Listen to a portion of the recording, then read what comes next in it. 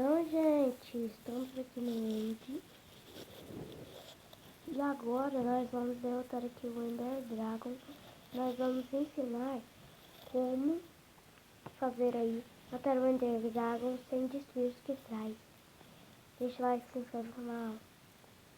Eu vou ter que tirar a voz porque fica deitado, fica ruim. Então, deixa pra vocês verem.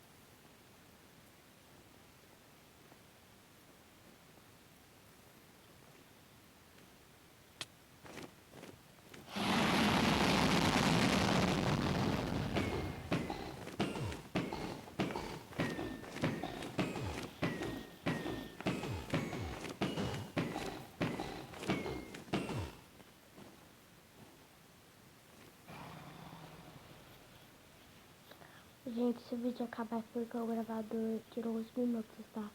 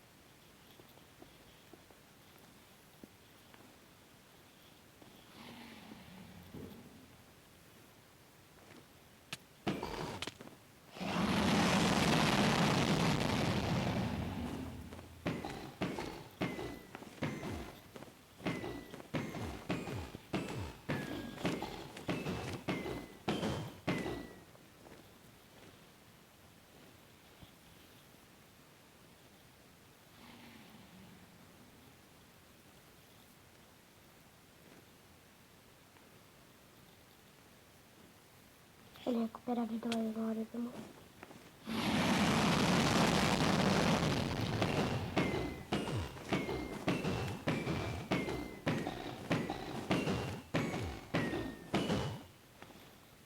Viu? Olha como a vida dele já tá fraca.